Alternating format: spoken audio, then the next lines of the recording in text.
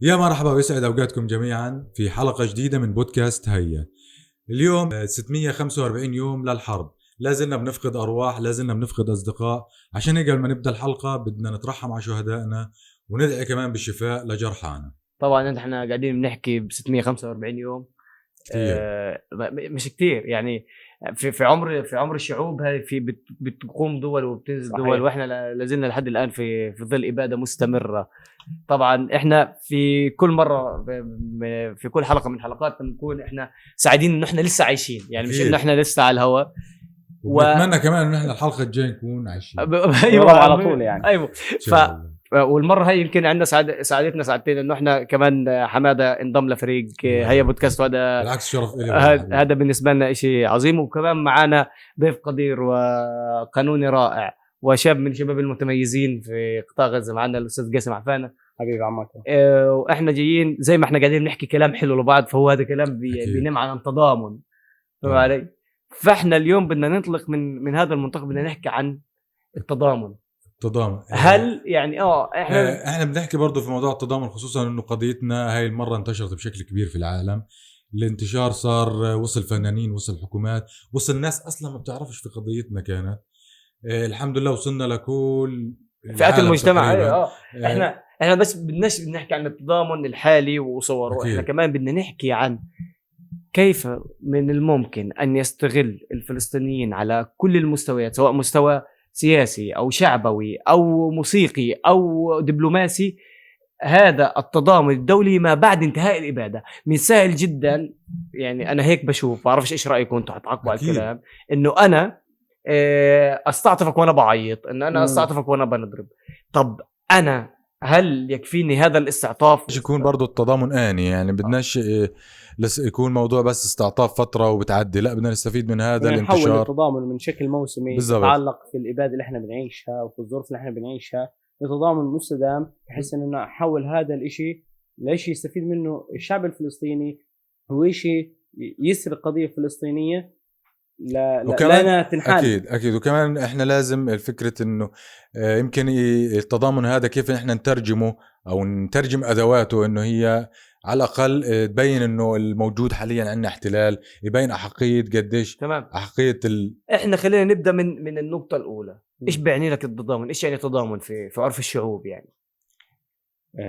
التضامن هو أسلوب ابتدعته الشعوب أو ابتدعته جماعات والأفراد للتعبير الإنساني تجاه قضية أو حدث ما. وعلى صعيد قضيتنا فلسطينية وعلى صعيد حالتنا الفلسطينية، التضامن اللي احنا بنعيشه أو العالم بيعطينا إياه هو كان ما قبل الإبادة أو ما قبل الحرب علينا أو حرب التجوع والإبادة اللي احنا بنعيشها. كان التضامن يعني بيوقف على رفع راية فلسطين، دبكة فلكلور شعبي هنا وهناك، أغنية هنا وهناك. لكن التضامن الحقيقي اللي صار حاليا أو في ظل الإبادة تغير وأخذ منعطف جديد، اللي هو أصبح فعل شعبي بحرك صحيح. الشارع، بالضبط. بحرك المؤسسات، بحرك ملايين. الجامعات، صح. بحرك الحكومات. عندنا على سبيل المثال جامعة كولومبيا في أمريكا اللي قادت الحراك الطلاب الكبير في الولايات المتحدة الأمريكية، تمام، وكذا ينقف الحرب. عندك الحكومات مثل الحكومة الفرنسية، وكنا عارفين من فرنسا بالنسبة لإسرائيل وإسرائيل بالنسبة لفرنسا.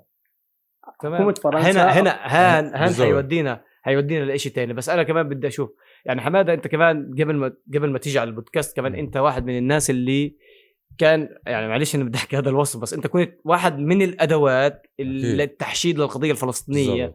وكان في لك جمهور معين أنت بتتجه له، فكان هذا بالنسبة لنا أخوي كان ولا زال. أيوة يعني لا زال يمكن تنسى حياتك بعد البودكاست ما أعرف. فالقصة في إنه انت كمان ايش بيعني لك التضامن، ولا ايش بالنسبه لحماد ايش هو التضامن كمان؟ انا بدي احكي عن تجربتي الحقيقيه اللي صارت في موضوع التضامن في فتره الحرب. خلينا نحكي مثال بسيط على تجربتي في موضوع صناعه المحتوى كاكل. لما يتواصل معك شفات كبيره من برا، كناس اوريدي بيعملوا اكل في فنادق، بيعملوا اكل في مطاعم كبيره، لما ياخذوا تجربتك او ياخذوا الاكل اللي انت بتعمله، يعرفوا منك الاكل اللي انت بتعمله هذا عباره عن ايش، اكل فلسطيني 100%. لما تديهم الريسيبي او تديهم المكونات يعملوها يعملوها هم وكمان يتضامنوا معك بهذه الآلية، يعملوا هم الوصفات هذه وينشروها عندهم، وهي بتجيب ملايين المشاهدات إنه هاي وصفة فلسطينية. هذا نوع من أنواع التضامن خلينا نحكي الآني. كيف بدنا نترجم هذا التضامن لما بعد الحرب؟ لقيت بنحكي هذه هي المعضلة اللي بالنسبة لي حسب التجارب السابقة للحروب السابقة، كل التضامن اللي كان يصير مع السوشيال ميديا كان بينتهي مع انتهاء يعني هذه بنسميها موجة من التضامن. أيوة. صحيح. طبعا أو تضامن موسمي. ايوه احنا عشان كمان مره احنا يمكن بدنا نعتبر انه لسه ناس بتعرفش ايش اللي بيصير في غزه بالزبط. احنا عدد الشهداء عندنا ما وقفش، احنا يمكن بعرفش احنا قديش قربنا، هل احنا قربنا على 100,000 او عدينا حجز ال 100,000 شهيد غير المفقودين تحت الركام. عندنا عدد من الجرحى احنا مش قادرين نحصيه لانه المستشفيات اصلا ما بتحصيش كل الجرحى اللي بيخشوا مستشفياتهم. ما فيش عندنا حليب للاطفال الخدج، صار عندنا نسبه تشوه نسبه كبيره في تشوه بالاجنه بسبب من 33,000 إرملة. ايوه 33,000 أرملة. فالقطاع التعليمي مسح بالكامل، المدارس كانت تعتبر شلاتر للنزوح او الناس تقعد فيها النازحين بالزبط. تم قصفها، يعني ما ضلش غير عدد قليل من المدارس. السنه هاي كمان بالعافيه كمان قدروا انهم يدخلوا طلاب قطاع غزه الثانويه العامه، لحد الان لسه في محاولات لهذا الاشي. قطاع صحي مدمر بالكامل، كل مستشفيات القطاع تم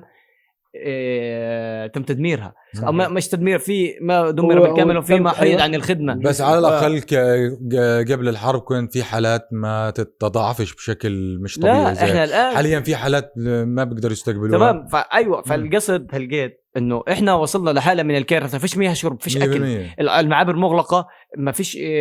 طبعا هذا كله ودينا كمان لخلق فلسطيني جديد محتاج مش لتضامن بس، محتاج لعلاج. ايوه كنا محتاجين لعلاج. صحيح. محتاجين انه احنا نعلي من درجه المساعده، من درجه التضامن، من درجه التكافل، عشان احنا نطلع من واستثمار حالة التضامن العالميه مع القضيه الفلسطينيه. ايوه بحس انه نخليها مش شيء موسمي بل شيء يبنى عليه للمستقبل، يبنى عليه بحس انه نفيد شعبنا وقضيتنا فيه. انا كمان بحس بعد يعني اللي احنا فيه هذا مختلف تماما عن كل اللي صار سابقا، فبحس انه هذه فرصة كبيرة، خصوصا انه قضيتنا وصلت. ما بعرف اذا انتم متابعين الاخبار. لا مش متابعين، ما عندناش احنا. لا متابعين الاخبار الغرب. يعني خلينا نحكي لك حاكم نيويورك الان حاكم مسلم هندي مسلم، وهذا هذا اتوقع هذا نتاج لتوعية او الناس فهمت القضية الفلسطينية، فهمت المسلمين، فهمت قديش الفلسطينيين هم فهموا. شوف حمادة، احنا نحكي لقيت في اطار انه هم فهموا.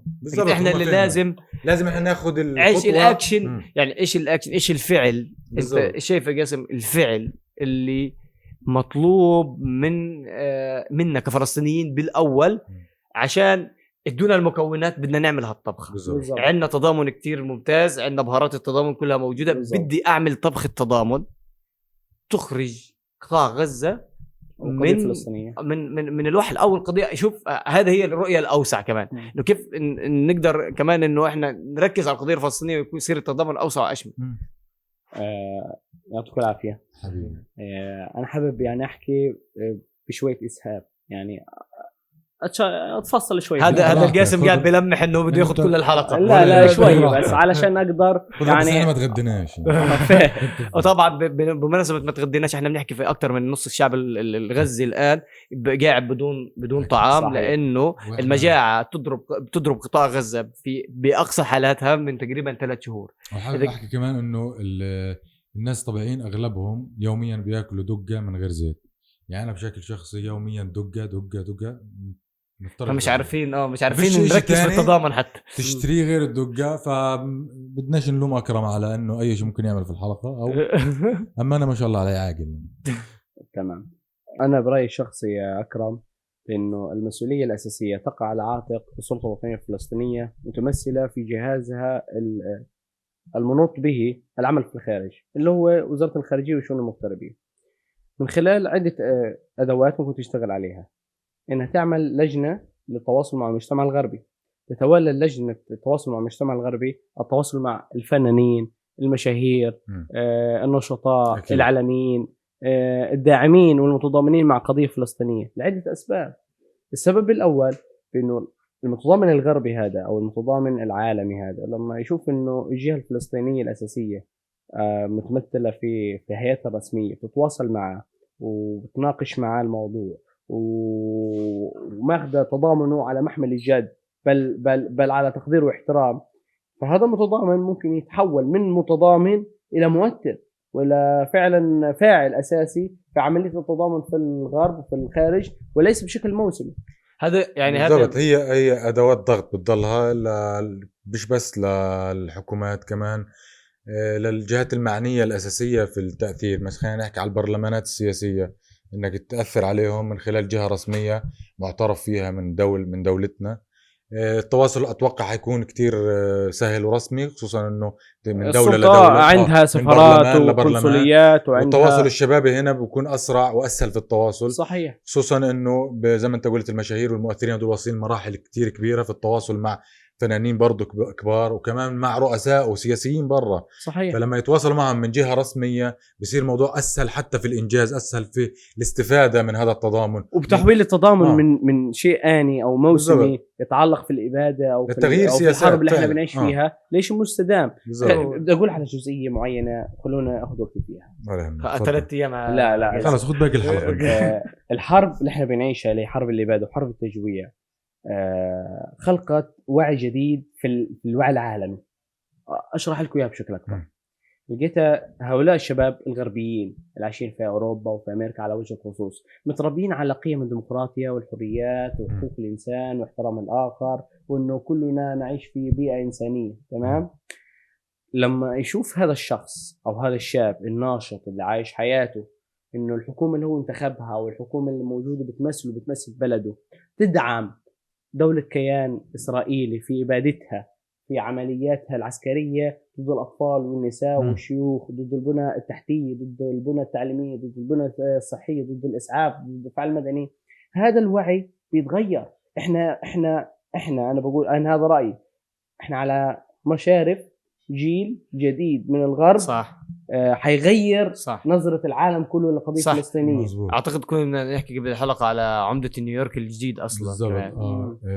هذا برضه نتيجة التضامن، نتيجة الضغط، نتيجة بالضبط. كمان شغلة ضرورة توثيق هذه الجرائم، وضرورة توثيق الحياة اللي احنا بنعيشها، وضرورة توثيق الحياة الغير آدمية اللي احنا بنعيشها، ونشر على السوشيال ميديا كصناعة محتوى من صناع المحتوى من المؤثرين. هذا كتير له دور كبير كمان في التأثير على المجتمعات الغربية، وكمان عمل محتوى يوجه لهذه المجتمعات الغربية وتشرح لهم كيف الإنسان الفلسطيني أو الإنسان اللي في غزة عايش، وهي إيش قضيته، إيش تفصيل، إيش على أقل التفاصيل، إيش بيأكل، إيش بيشرب، كيف برسم، كيف إيش مواكب، كيف بغني، زي ممكن تخاطبه بالغنى، ممكن تخاطبه بالرسم. هذا بخلينا نروح لتعريف عشان قاعد المصطلحات مكانها. أنت لما قلت إنه هذا هو التضامن الآني، هو تضامن عبارة عن ردة فعل. هو عبارة عن ردة فعل. كم مرة احنا ما كناش نتمنى انه هذا التضامن ما يصير كل هذا عشان يصير في هذا التضامن الواسع قضية الفلسطينيين، لأنه حكينا انه اظفر طفل فلسطيني هي اكبر بكتير من اي شيء تاني بالنسبة لنا احنا. بس هذا بيودينا لمرحلة انه فعلا هي في المرات السابقة كانت ولحتى الآن اساسا التضامن هو عبارة عن ردة فعل. صحيح. لا فعل، بمعنى في زمن اللا حرب، وغزة هي بحرب دائمة، بس هي يعني حتى الإحصار اللي ممتد لأكثر من 20 سنة، البطالة، القتل المستمر. احنا كنا بنحكي في أكثر أوقات الهدوء على قطاع غزة كان بيستشهد في السنة 200 فلسطيني مثلا. كانوا يمنعوا المزارعين من زراعة أراضيهم، كانوا يمنعوا الطلاب من السفر، كانوا يمنعوا المرضى من العلاج في الخارج. فهذا هي حرب ما هي تبدو انها خفيه للعالم، ولكن هي موجوده فعليا على ارض الواقع. في هذه الاوقات اللي غزه كانت بتتعرض فيها لكل هذه الضغوطات، كان العالم يعتقد انه احنا عايشين في سلام، او يعتقد على الوجه الاخر او يتبنى على الوجه الاخر الروايه الاسرائيليه اللي هي مش اللي هي بعيده كل البعد عن انه هذا شعب يحتاج الحياه الى انه دول مجموعه من الناس عايشين، واحنا يحمدوا ربهم انه احنا مستحملهم قاعدينهم معنا. بالضبط، زي فكره انه احنا بنصور حاليا بودكاست، وعندنا خلينا نقول ان العالم اللي برا بفكر انه احنا عندنا رفاهيه تصوير البودكاست، وعندنا رفاهيه انه احنا نحكي في مواضيع، مش عارفين انه احنا لما نطلع من الباب قولوا لهم عن تجربتنا انه احنا جايين من غزه، نرجع على حياتنا الغير ادميه. احنا مثلا في الطريق لما جينا تعرضنا لإطلاق نار، تعرضنا نزلنا ركبنا كذا مواصلة من توك توك لكارة لكذا. أنا مشيت 7 كيلو مشي في الشمس 7 كيلو قارة في الشمس. فهذه الحياة اللي احنا بنعيشها يوميا. إذا احنا بنقدر نقدم بودكاست في ظروف صعبة زي هيك، فمش معناه انه احنا عايشين او عندنا رفاهيه انه احنا بنأدي دورنا بالضبط. هو اللي هيكون تكاملي مع دور السلطه الوطنيه الفلسطينيه ودور كل الاطراف المعنيه بتحويل التضامن منه. هذا هو اللي كنت بحكي عنه، بفرش له انه احنا كنا كل التضامن السابق كان عباره عن رده فعل لا فعل. كيف احنا بدنا نحول هذه رده الفعل هذه لفعل حقيقي في ظل كمان مره ان حكينا في ظل بنية تحتية أو حياة مدمرة بالكامل في قطاع غزة. لو نبدأ من أقل قطاع، من أقل هرم ماثلو، إن حكينا عن المأكل والملبس والمشرب، هدول الثلاثة غير موجودين في ظل مجاعة مستمرة أساسا، وفي ظل حرب تجويع، في ظل النظام حتى الاستبدادي اللي بيدخل لك الأكل كان حتى قبل الحرب على عدد الكالوريز للإنسان، وبيكون قاعد حاطط آلة حاسبة وقاعد بيحسب لك قديش لازم تاكل قديش سعرات حرارية عشان تضلك حي، مش عشان تضلك سياسة إبقاء الرأس فوق الماء. حتى طريقة التوزيع أكرم الجديدة طريقة غير آدمية. هي مصيدة للقتل. بالضبط، هي مصيدة للقتل. هي لعبة موت. شهداء في أقل من شهر واحد من خلال المساعدات بالضبط. هي لعبة الموت. المقصد يعني المقصد هنا إنه كل هذه عبارة عن ردود أفعال. إحنا بدنا نحول هذا الفعل الأكبر مش إخاف الإبادة. أنا بدي أحكي أنا من وجهة نظري يعني. الفعل الأكبر هو إنه إحنا نقدر نكمل الفعل لإنهاء الاحتلال. طبعا كيف ممكن إنه إحنا نستغل هذا التضامن العالمي وبشكل سريع في إنهاء الاحتلال المستمر منذ عقود على الفلسطينيين؟ كيف ممكن يتم تأسيس دولة لهدول الناس اللي موجودين على هذه الأرض ويصير لهم دولة وكيان مستقل؟ طبعا أنا شايف إنه هذا هو الفعل اللي لازم يكون نضغط باتجاهه. هذا هو التضامن الحقيقي طبعا. بالضبط طبعا. وهذا اللي أنا كنت حابب أقول لك عنه، بأنه التضامن اللي بيصير في العالم منقسم لنوعين، وتضامن إنساني وتضامن سياسي. التضامن العالمي حاليا موجود هو تضامن يتعلق بالامور الانسانيه، انه والله بموتوا، والله بنقصفوا، والله بيجوعوا، والله قضيه ترند. بمعنى قضيه ترند انه مثلا قضيه الطفله هند رجب كانت هي قضيه ترند لمده معينه.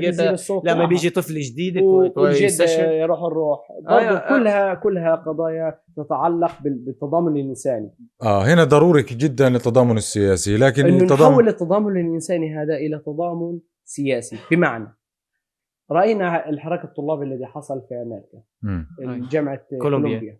رأينا المظاهرات الحاشدة التي انطلقت في جميع العواصم الأوروبية والعربية والعالمية لنصرة القضية الفلسطينية. وظيفتنا احنا كشباب، لأنه احنا الأقدر على استخدام السوشيال ميديا واستخدام وسائل التواصل الاجتماعي ومخاطبة الشباب، لأنه احنا شباب بالنهاية أكيد. بس هم غرب واحنا شرق. تمام. إنه احنا نشتغل على انه نعمل لجان تواصل.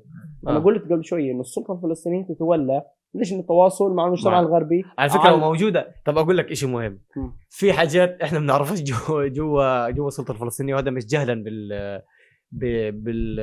فينا او الشباب الفلسطيني، بس هو اكثر انه في كثير من البارتيشن كثير من الاقسام اللي موجودين جوا السلطه الفلسطينيه ووزاراتها احنا ما بنعرفهاش. زي مثلا هل تعرف انه احنا عندنا وزاره للبترول، وعندنا لجنه للتنقيب على البترول والثروات الطبيعيه مثلا؟ عندنا هاي. طب احنا ما سمعناش في عندنا لجنه تواصل مع الغرب. تمام. وفي عندنا اختراق كتير كويس. احنا مشكلتنا ومشكله يعني بدي احكيها وبعنا الله انه احنا بنختار بعشوائيه وعاطفه ونحط الرجل مناسب في المكان غير مناسب. لما نحط حسام زملط سفيرنا في بريطانيا شكل حالة من حالات التضامن والوعي بالقضية الفلسطينية. لا، ما غيرش حالة من حالات التضامن. الأستاذ حسام زملط قدر يغير في التفكير البريطاني.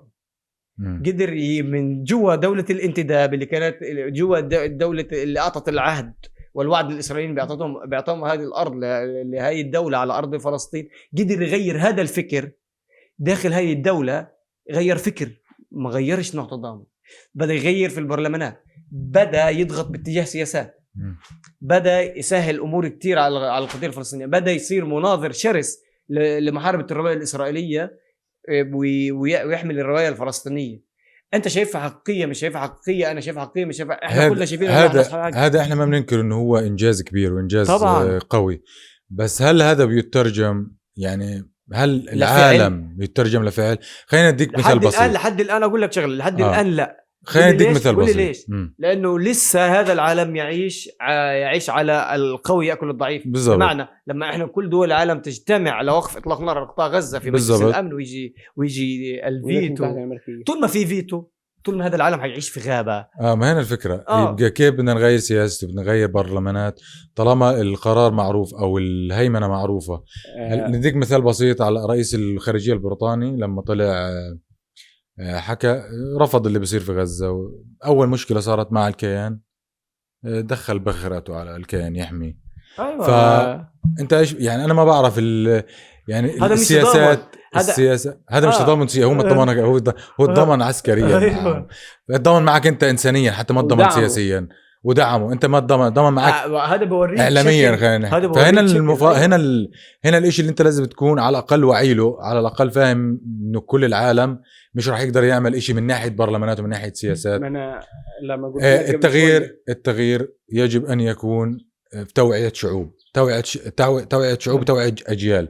لما انت توعي الشعوب والاجيال، نحن نامل بعد ما انت توعي الشعوب والاجيال انه يطلع لك برلمان ويطلع لك ناس مؤمنة من الغرب القضية الفلسطينية، وقتها بصير التغيير. هذا اللي حكاه جاسم في البداية، انه احنا بنشتغل على كي الوعي الغربي، بانه مش كي وعي، انه احنا كمان نوعيهم اكثر ويكون في توعية اكثر للقضية الفلسطينية. خلقت وعي جديد في العالم الغربي. احنا علينا كفلسطينيين، كشباب، كجهات رسمية، كمؤسسات، كجامعات، كقطاع مدني، انه نوظف ونستثمر هذا الوعي الجديد الذي يتكون في عقول الشباب أو عقول الشباب الغربي وعقول الجماعات اللي في الخارج، لنخلق منهم بالشراكة مع المؤسسات الرسمية، لنخلق منهم جسم يدعم القضية الفلسطينية. هذا الاشي يحتاج بعض الوقت، يعني مش في يوم وليلة هنغير سياسات وقرارات وسلوكيات مجتمع غربي كامل وعالم كامل اتجاهنا كفلسطينيين واتجاه الإسرائيليين. وزي ما قلت يعني مرة سابقة قبل هيك، إنه التجربة الإسرائيلية وحالة التضامن والتعاطف اللي اكتسبتها إسرائيل اكتسبتها من خلال الرواية ومن خلال شيء يسمى بالهولوكوست الذي عاصرته مع ألمانيا النازية في الحرب العالمية الثانية، وجعلت كثير من أقطار الدول الغربية على رأس ألمانيا وعلى رأسها فرنسا وبريطانيا والولايات المتحدة الأمريكية تجلب منها التضامن، تجلب منها الدعم، تجلب منها التعاطف، بل بالعكس بل وأكثر أصبح هناك التزامات على هذه الدول لدعم بقاء ووجود اليهود والإسرائيليين في العالم. بس هي برضو ما اشتغلتش برضو على الرواية، اشتغلت على كتير. أنا عارف بس هي أنا بقول لك المنطلق هم انطلقوا من الرواية، انطلقوا من الرواية، انطلقوا من نحن والله عانينا في إبادة وعانينا في طبعا محرقة. هو كمان كان حابب أحكي إنه إحنا كفلسطينيين أيضا لازم نتعرض الآن، وأنا آسف لأن حكى هذا الكلام، بس إحنا نتعرض لإبادة، فعلينا استثمار هذه الإبادة. هي وقعت شاءنا أما بين هي وقعت فينا صح. طب إحنا كيف نقدر نطلع على نص الكأس المليانة من اللي إحنا بنعيشه ونستثمره لمين؟ للأجيال القادمة، لمين؟ للقضية الفلسطينية ككل، صح، عبر توظيف الإبادة التي حصلت فينا لاستعطاف العالم ولنشر رواية مضادة للاحتلال الإسرائيلي بأنه هو ليس الجيش الأخلاقي وليس الجيش الأكثر أخلاقية في العالم وليس دولة مدنية ولا دولة ديمقراطية تحترم الآخرين وتحترم النساء وتحترم الأطفال. ودليل على ذلك ما عشناه في هذه الحرب وهذه الإبادة، من حرب تجويع، من إبادة للحجر وللشجر وللبشر، للمرأة وللشيخ وللطفل وللرجل، مدني عسكري سياسي فلاح مزارع مواطن، حتى غربيين كان في غزة الناس مش صح. يعني لهم مسلمين ولا هم فلسطينيين، فقط كانوا جايين في غزة واستشهدوا في غزة. بس كمان كل شيء موجود في غزة. فاحنا لازم نقدر نستثمر هذه الحالة إنها تكون مش حالة مؤقتة أو حالة آنية صح. أو حالة موسمية مرتبطة بوجود الإبادة أو بوجود الحرب. احنا بدنا نحولها زي ما حكينا، نحول الفعل رد الفعل حقيقي، بأنه احنا نطلع من النقاش حول انه لازم ياكلوا ويشربوا لهذا الشعب يجب انهاء الاحتلال عليه بشكل كامل وتحرير هذه الارض بشكل كامل. مزبوط. وانه يساعدوا باقامه دوله فلسطينيه على الاراضي الفلسطينيه. هذا هو الدور، هذا هو الدور اللي لازم احنا، هذا هو اللي لازم يصير بعد الحرب. مزبوط. هذا اللي احنا لازم نطالب فيه بعد الحرب. هذا هو اللي لازم هنا بضل فكرة، هل انت لما تطالب هتاخد مطالبك؟ هل العالم اللي بيعمل فيتو، هل العالم الكل اللي مع قضيتك والفيتو واحد ممكن يوقف هاي المطالب؟ هل انت هتحصل على مطالبك في ظروف ظالمة زي اللي بيعيشها العالم كله بشكل آني او بشكل خلينا نقول من سنة الى 5 سنوات؟ انا بقول لك كل شيء بيتغير، بس حيتغير. لكن كل شيء بيتغير. في تغيير. ليش؟ لانه صار في وعي جديد للشباب في الغرب. الشخوص حتتغير اليوم. يعني اليوم يعني مثلا ترامب قديش عمره؟ 75 سنة. مش بكره حيموت او حيتنحى ويجي واحد غيره. طب الواحد اللي حيجي غيره زي مثلا عمدة نيويورك هذا، مش هيك مدينة نيويورك. حتى لو حتى قبل، يعني انت قاعد تحكي على المستوى الشعبي. القضيه الفلسطينيه المستوى الشعبي هي القضيه رقم 1 تقريبا في العالم. عشان هيك لما يصير في انتخابات في ظل هذه الظروف، اعتقد انه دكتاتوريات العالم ممكن تسقط بكل سهوله. بالضبط. في ظل هاي الظروف. ما انت حسب ما بتشوف حسب ما احنا بنشوف التضامن عندنا. يعني انت بتشوف الناس على السوشيال ميديا من كل الجنسيات، من كل حتى ناس، يعني حتى في صينيين وناس يابانيين مش فاهمين لغتنا متضامنين معانا. هنا بضل الفكرة انه هل التضامن هذا ممكن يأثر بشكل حقيقي كحكومة كبرلمان، يعني يكون له أثر مش غير المساعدات طبعا هذا دور احنا قاعدين هاي القاعدة. ما هنا الفكرة. أنا بدي أقول على شغلة. سمعنا عن فرنسا وماكرون صح؟ دولة فرنسا دولة معروفة من زمان، من بداية وجود الكيان وتأسيس الكيان على أراضينا الفلسطينية، إنها دولة داعمة ومساندة لمين؟ لإسرائيل قلبا وقالبا، وملتزمة باتفاقيات مع إسرائيل بأمن وحماية إسرائيل ودعمها بالسلاح والمال والآخر. رأينا تغيير كبير في موقفها تجاه القضية الفلسطينية. وآخر موقف إنها قالت إنها بدأت تعترف بدولة فلسطينية على حدود 67. هذا كله من تحت ضغط شعبي. هذا من خلال إيش؟ من خلال التضامن والفعل الشعبي لحركة الشارع الفرنسي واللي قادته جاليات عربية وجاليات إسلامية وجاليات مسيحية وجاليات غربية، كموقف إنساني لتضامنها الإنساني مع قضية فلسطينية. تحول هذا التضامن الإنساني إلى تضامن سياسي مع قضية فلسطينية.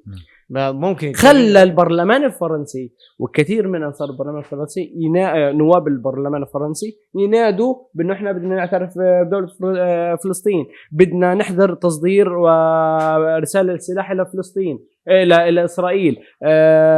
عملوا على مقاطعة عدة شركات داعمة ممولة للاحتلال. من أهم الحاجات اللي صارت في هذه الفترة كسر حاجز تهمة معدة السامية. هي بالزبط. من أهم الحاجات اللي صارت. إنه كانوا بالأول اللي بيحمل علم فلسطيني أي شخص في الشارع التهمة هي لبسك أي شخص يعارض إسرائيل أو يدعم فلسطين الآن صار. يعني أنا شفت شوية فيديوهات لكوميديانات أجانب بيضحكوا في هذا على معدة السامية، بيضحكوا لأنه الموضوع صار أكبر.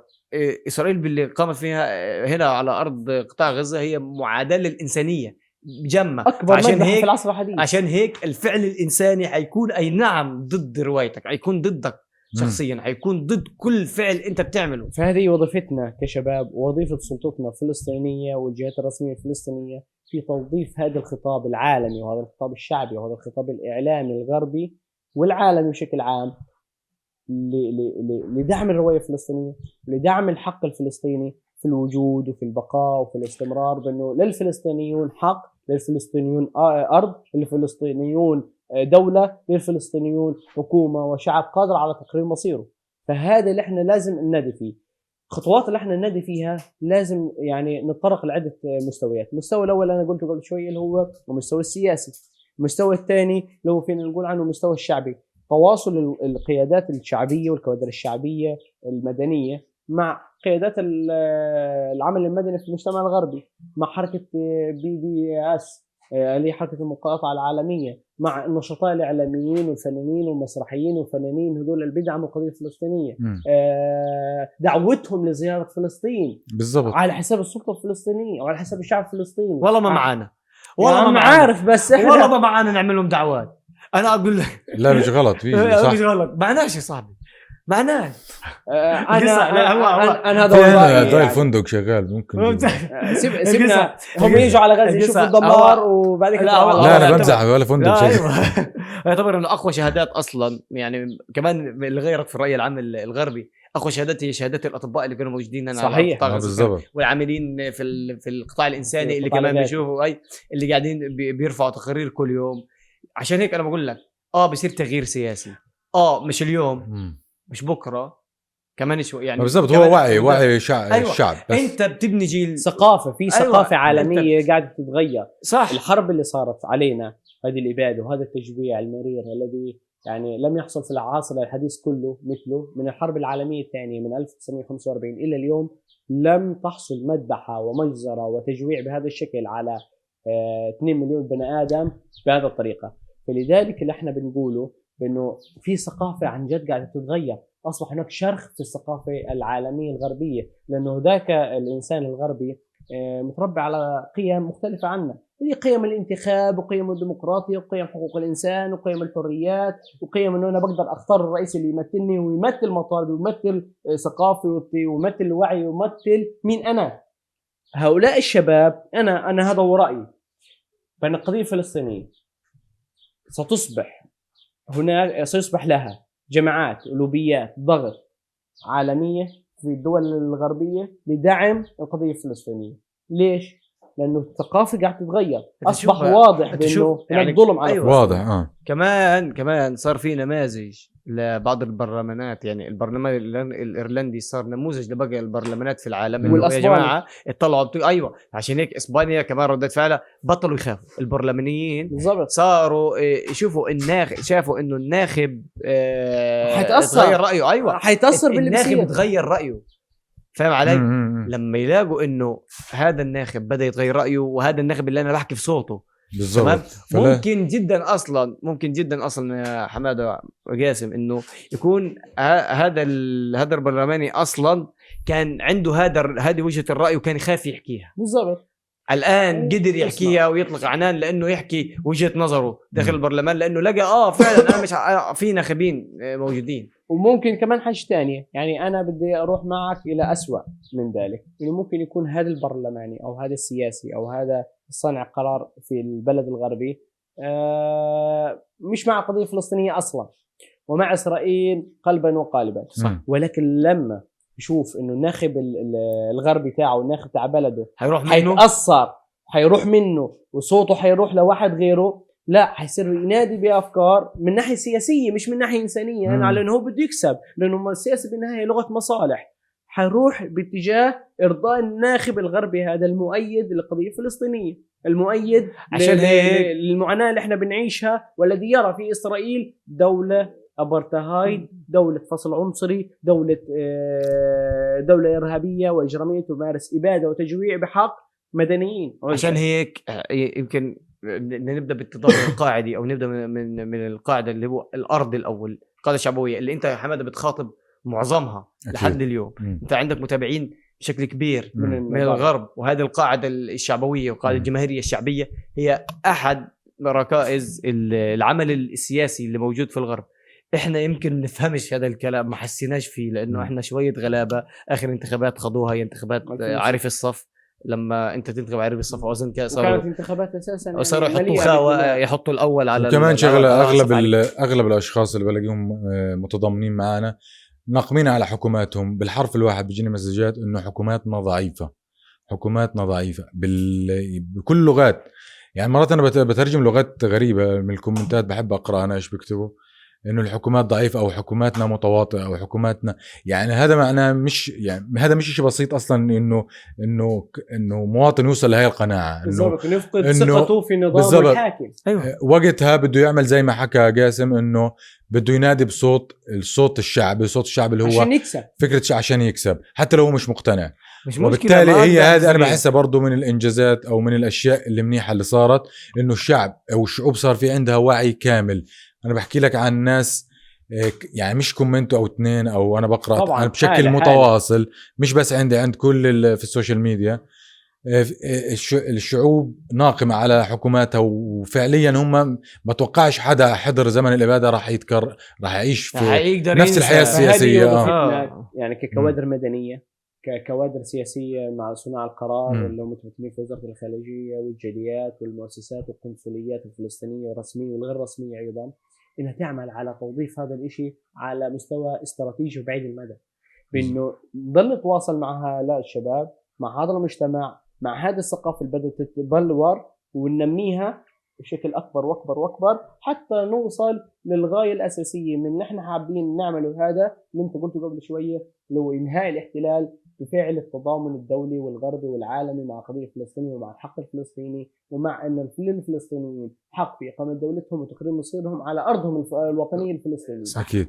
وكمان بدي أقول لكم شغلة، بعد ما احتكيت شوية في المتضامنين اكتشفت إنه العالم مش زي ما احنا متخيل، مش سيء. الحكومات فقط هي اللي سيئة، الشعوب كلها متضامنة معها. المنطق السليم، أي شخص منطقه سليم في الكوكب الأرض بالزبط. كله فاهم إنه أنت عندك حق، وفاهم إنه هو وأنت أنت بتتعرض لإبادة وبتتعرض لتجويع وبتتعرض، لأنه فيش حدا ممكن يشوفك بتموت كل يوم، جاي جعان 24 ساعة، أشلاء. في أطفال بتموت بشكل يومي وبده يقف مع عدو أو بده يقف مع الكيان. المعادلة بسيطة لأي شخص عنده منطق سليم، وبالتالي نسبة المتضامنين في العالم كبيرة.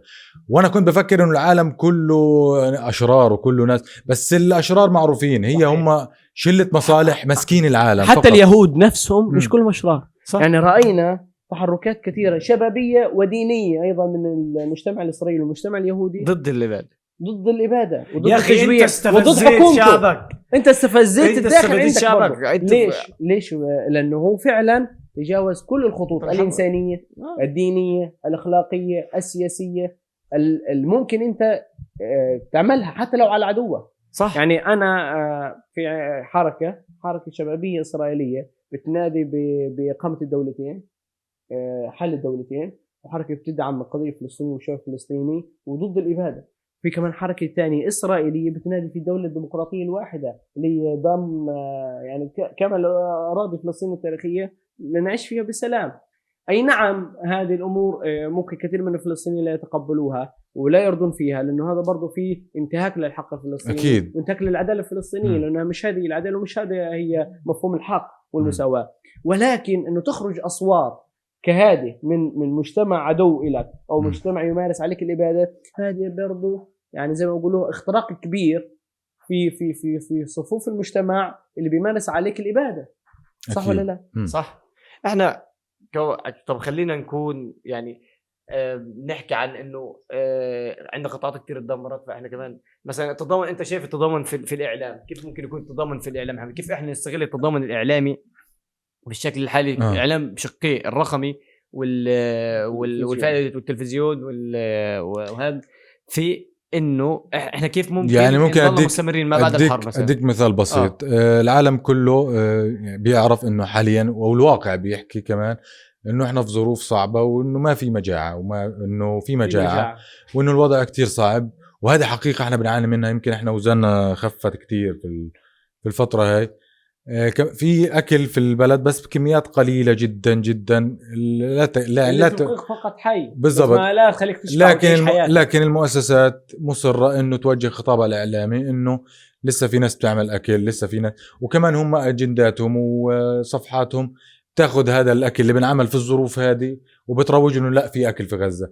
فانا بخاطب الاعلام، بخاطب المؤسسات انه اللي انت بتعمله وبتصوره هذا خلينا نقول بضر الرواية الحقيقية. أيوة مش حقيقي، لأنه مش حقيقي 100%. الأكل موجود يا دوبك مكفي الناس يعني، وأسعاره غالية. وأقول لك شغلة، ناس كتير ما بتاكلش وجبة في اليوم، ناس كتير فوق ما تتخيل. وفي كمان يعني فأنا خطاب الإعلامي هنا لازم يكون في مسؤولية. هذا حالا في كيف ممكن أنت لو أنت وزير الإعلام الفلسطيني، انا حابب احكي في الجزء كيف هنسمع. تفضل. كيف ممكن نحول، شوف كيف احنا كيف ديمقراطيين اكثر من امريكا نفسها. ديمقراطيين لدرجه انه 3/4 الحلقه لك سمينك القصد. كيف ممكن نستغل موجة الاعلام الحاليه لما بعد الحرب؟ ايش يعني انت لو وزير اعلام فلسطيني ايش خططك؟ لانك انت حكى زميلي كلام مهم، حكى عن جانب الاكل وانهم بينشروا روايه غير حقيقيه بالضبط. غير واقعيه. مم. طب في كمان روايه ثانيه انيل، اللي هي روايه انه احنا مثلا انه فصائل المقاومه عملت عمليه قتلت جنديين او 3.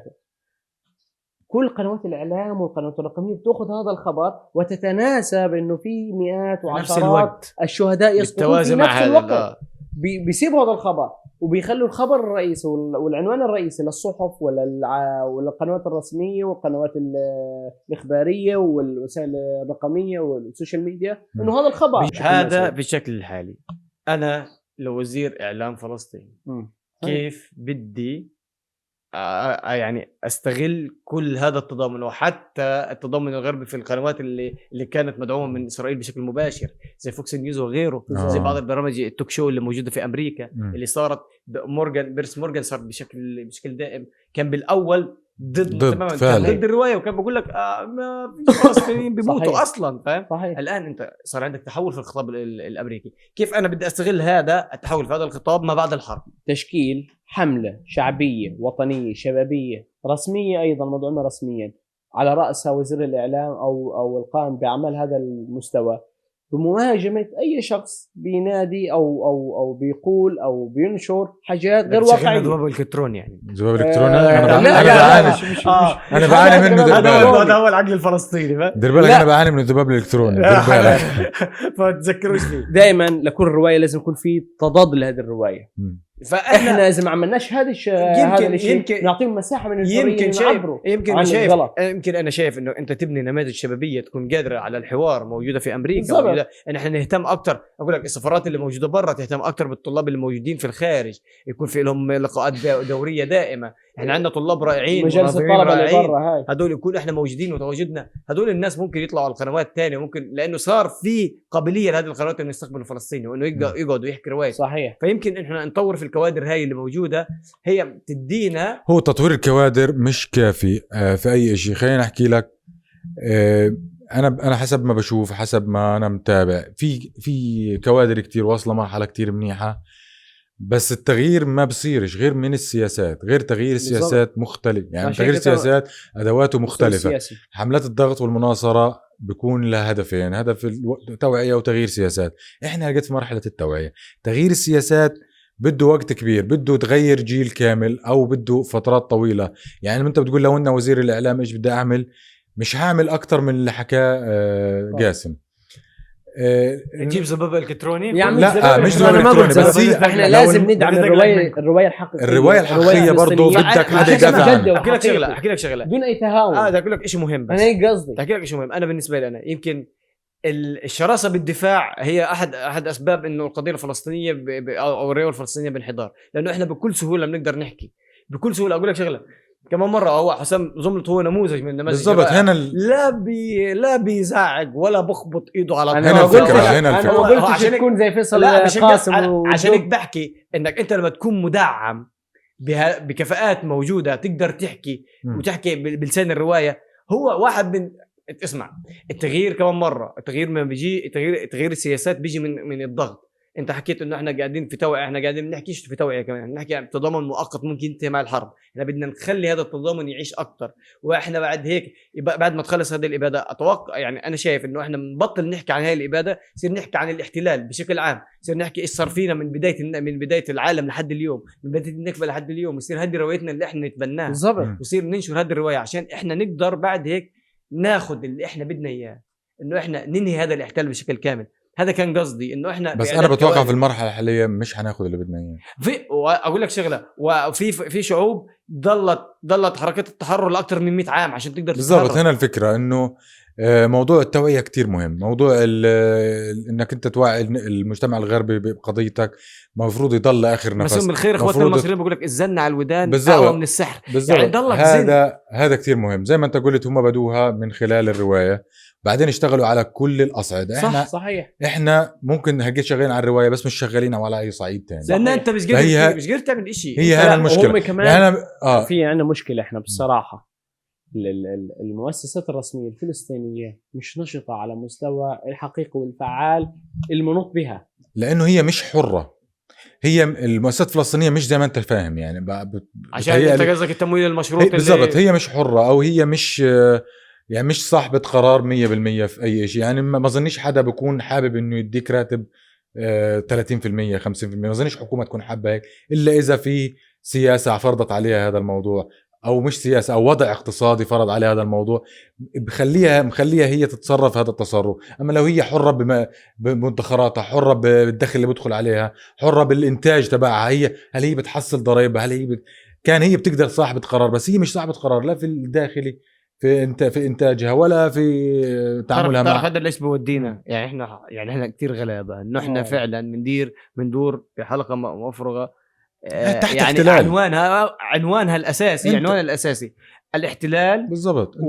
والواقع السياسي الفلسطيني اللي هو لا اصلا لا هو ديكتاتوري ولا هو ديمقراطي ولا هو انا لو في واحد عرف الحالة انا اللي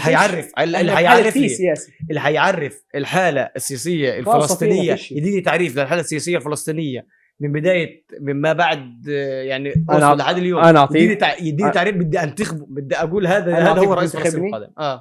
حالة الهمبكة كلها مبنية على الهمبكة. ما وين هاي الهمبكة؟ هل حالة من الهمبكة ممكن يبقى احنا نسينا اهم شيء انه نحكي عنه الوحده الداخليه. هذا اهم شيء. ايوه اهم لازم شيء نبدا بروايه عشان احنا يكون عندنا روايه وعشان يكون عندنا تضامن وعشان العالم فعلا يقدر يتعاطف بالضبط وتوقف هجومك. بالضبط لازم نكون موحدين. لازم اول شيء الذهاب الى وحده فلسطينيه. بخجل لما ضلنا بالضبط. هذا اهم شيء. الشعب يريد وحده. ايش مالكم اذا ما توحدناش بعد القتل اللي اكلنا. انا لما اخويا كان بضرب ابويا واكون كرهان اخويا، كنت سارق مني حاجه وابويا يضربه وشوف بدنا هو بيعيط بدي منه يعني. طب ما احنا اكلنا قتله. هذا اهم. هي صلب المشكله تاعتنا بصراحه. هذا احد الاسباب خلتني افقد ايماني، وانا اسف على الكلمه، بالكيانات السياسيه الفلسطينيه. ايوه عشان هيك التغيير كمان لازم يكون في تغيير داخلي. صحيح. في الاحزاب الفلسطينيه ومش تغيير وفي وحده. المؤسسات. هي تغيير لازم التغيير بيجي. ايوه التغيير لازم يكون مبني على اساس الوحده. يعني ما فيش خيار تاني، الوحده فقط. النظام السياسي هو واحد، فيش خيار. الخيار الثاني معناه انه انت حتضلك تعاني لاجيال واجيال بعديها. ايوه بالذات انه مشكله الفلسطينيين مش انه احنا بدناش نتحرر، انه في حد بده نتحرر والثاني بدوش. احنا مشكلتنا انه كلنا بدنا نتحرر بس كل واحد بطريقه. كل مشكله كل واحد بده يحرر فلسطين. هذا صلب المشكله فعلا. طيب احنا عشان احنا كان نفسنا الحلقات تبعتنا تطول اكثر، بس احنا لا كهرباء طبعا وقعت الكشاف والممري خلصت اتوقع. الممريات خلصت 4 مرات. بدها شحن بطاريات. عندنا بطاريات تنشحن. هذا اللوكيشن وقع على راس حماده 15 مره. وقع علي بس انا مسامحهم يعني. الموضوع هذا لو بدنا نحكي فيه باسهاب بدنا وقت اكبر واكثر، لانه احنا كمان اقول لك شغله. احنا بعتبر البودكاست هذا لما بمسك الحديد هي بعتبر انه العالم بده يسمع كمان مره، عشان العالم بده يسمع. وكلته يوم اكل الثور الابيض كمان مره. اذا العالم سكت فعلا وساب هذه الموجة من الأبد تعدي بكرة ولا بعده، هذا العالم وشاف العالم عملوا له تيست بحرب، بتست حرب صغيرة هيك حيكون وراه حرب عالمية نفقد فيها كتير من الإنسان. بالزبط. احنا قاعدين نحكي حرب عالمية أولى، حرب عالمية ثانية. فقدنا في الحرب العالمية الثانية ما يقرب 40 مليون. تعرف إيش 40 مليون مواطن؟ وهذا اللي قالوا 40 مليون إنسان. المجتمع الغربي يعني قالوا إنه قاعد اللي بتعمله إسرائيل، دولة الاحتلال الإسرائيلي بحق الفلسطينيين بيهدد القيم والثقافات والأفكار اللي احنا بنيناها على مدار أكثر من 80 عام. بالضبط. فهذا الشيء بيهدد الصورة الغربية النمطية اللي هم بيحكوا فيها. عشان احنا نختم، انا بدي احكي رأيي في قصة المؤسسات. انا عضو في شبكة شباب المتوسط اللي بتقودها ريف في فرنسا. هذه الشبكة انا بشكل شخصي دائما ببعث لهم اخبار، بتواصل معهم بقول لهم انه صار معنا 1 2 3، انا ما لقيتش اليوم كذا، انا رحت على سوبر ماركت ما لقيتش، انا اليوم استشهد فلان، انا في كذا. عشان في الاول والاخر هدول الشبكات الموجودين على مستوى العالم، الشبكات الشبابيه لازم يكونوا هدف من اهدافنا، ولازم احنا نكون كفلسطينيين منخرطين داخل هذه عشان انت تقدر تعمل تاثير هنا في المجتمع المدني الغربي. زي ما قدر حماده بشكل فردي مثلا نعمل حاله من التضامن مع فلسطين من خلال على المستوى الشعبوي، على مستوى ممكن يكون الاكل، ممكن يكون الشفات، ممكن يكون المطاعم، ممكن الجوائز برضو. لما تحكي انه جوائز عالميه انت بتحصل عليها الفلسطينيين، ايوه كفلسطينيين، مش بس انا. حماده حصل على جائزه الإيمي في قبل يومين. حماده وكمان طبعا اسمع فلسطين قاعده بتحصد بالضبط. فانا هذا بحكي لك كفلسطيني كويس انه قاعدين احنا مش بس انا بس يعني صح. في كتير فلسطينيين. هذه مقاومه على المستوى وكمان توعيه روايه الفلسطينيين. أيوة. حالتهم كذا يعني. انا بشوف شفت كومنت اثر فيا، حكى انه غريب انه شخص فاز في جائزه جيمس بيرد للطعام وهو مش لاقي ياكل. صح. وفعليا احنا فعليا انت ما يعني انت حكيت انه انت حياتك عباره عن دقه فطور غدا عشاء، وانا كذلك صديق، بس خجلت اقول بالاول لانه انا باكل فيه فلافل مره باكل دقه مع زيت. انا اسف يعني. لا هي الزيت مش موجود اساسا. انا شوي برجواز باكل دقه مع زيت. لا هو الزيت مش متوفر. هذه رفاهيه ما تتضامنوش مع القاسم. بس انا مش عارف من بتجيبه انت مخبيه ولا احنا هنسيب الحلقه ونمسك في الزيت لانه لو صرنا ماسكين في الاكل مش هنخلص. فالحوار بيقول انه احنا فعلا بدنا ننتقل، وهل احنا نطبق على هذا او لا؟ رحمكم الله اخويا قاسم. انه احنا بدنا ننتقل من حاله تضامن آني ورد فعل لفعل دائم، تغيير سياسات من انقاذ ما يمكن انقاذه ما بعد اباده الى تحرير كامل الأراضي الفلسطينية واقرار بوجود دولة فلسطينية. هذا بده يكون دورنا من هذا البودكاست، من منصة حمادة، من الاوراق السياسات القانونية اللي بيكتبها القاسم، من باقي الحراك الشعب اللي حتى من دور الشباب اللي بتقاوم، حتى من دور الشباب اللي بتكتب، حتى من دور الشباب اللي على السوشيال ميديا. كلنا حيكون لنا دور في انه احنا نكون احنا صوت فلسطين الوحيد. احنا اكتشفنا في انه ملناش الا احنا. صحيح، ملناش الا احنا فعلا. فعشان هيك احنا لازم نكمل في اللي احنا بنعمله. اذا انت ناوي تسافر يعني بعد الحرب فما لكش مكان الا هنا. الفلسطيني يمتلك مهارة مختلفة عن اي واحد غيره، يستطيع ان يخدم قضيته الفلسطينية من اي مكان هو فيه. والفلسطيني الجيد هو الفلسطيني الذي يستطيع ان ينمو ويعيش ويستمر، والفلسطيني في ارسال رسالته السامية اتجاه قضية عادلة، اتجاه قضية حق، اتجاه قضية أرض، اتجاه قضية شعب يريد تقرير مصيره. والفلسطيني كمان أثبت أنه برا البلد هو شخص منتج وشخص ناجح، وما فيش نموذج فلسطيني ما كانش غير ناجح وشخص بطور وشخص أصلا له إنجازات كبيرة برا. احنا بنمدح في حالنا في آخر. لا بس أنا بقول لك شغلة. لا ده حقيقي. ليش أنت بتقول إحنا ما لناش غير بعض؟ هو فعليا هيك. انت شايف منطق العالم، انت كنت شايف المنطق العالم غريب، انه كيف تعمل العالم ساكت على كل اطفال بتموت، كيف العالم ساكت، كيف الحكومات قادره تكون مع الكيان، كيف شخص طبيعي قادر يكون مع الكيان. لا المنطق السليم تبعي لا، انا بدي اضل مع الناس اللي لسه عندها وعي، لسه عقلها سليم، لسه قادره تفرق بين الخطا والصواب، او الغلط او المجرم من المش مجرم، الضحيه. هو احنا الحمد لله انه احنا منطقنا سليم، فاهمين المجرم، فاهمين الضحيه. برا بودكاست في عالم موازي بيحكي روايته بالضبط، وبقول انه احنا مش صح.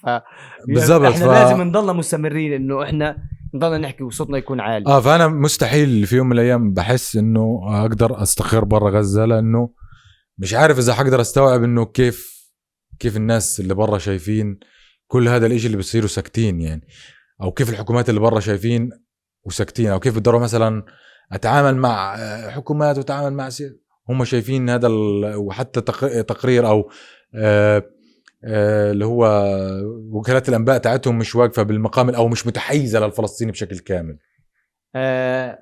يعني احنا كتير مبسوطين بهذا الحوار القاسم طبعا، واحنا كتير مبسوطين كمان انه حماده صار حبيب جميل بالعكس من فريق هي، واتمنى إن احنا حكي كتير، بس انا بحس انه انا بتمنى انه شوف العشوائيه في الكلام في بعض الحلقات بالذات اللي انتجناها في الحرب هي عشوائيه نابعه عن انه احنا قاعدين بنحاول نفضفض مش عارفين وين نروح. هي حاله طبيعيه من حدا قاعد صار مش عارفين وين نروح، احنا مش عارفين يعني من كتر القضايا المتزاحمه مش عارف ايش احكي للعالم، اقول لهم ان انا جعان ومربوطه ببعض، ولا اصحابي ماتوا ولا ضربوا ولا انا مشرد اصلا فوق انا كنت اصلا لاجئ بالضبط، وهي مربوطه ببعض كلها كل الامور.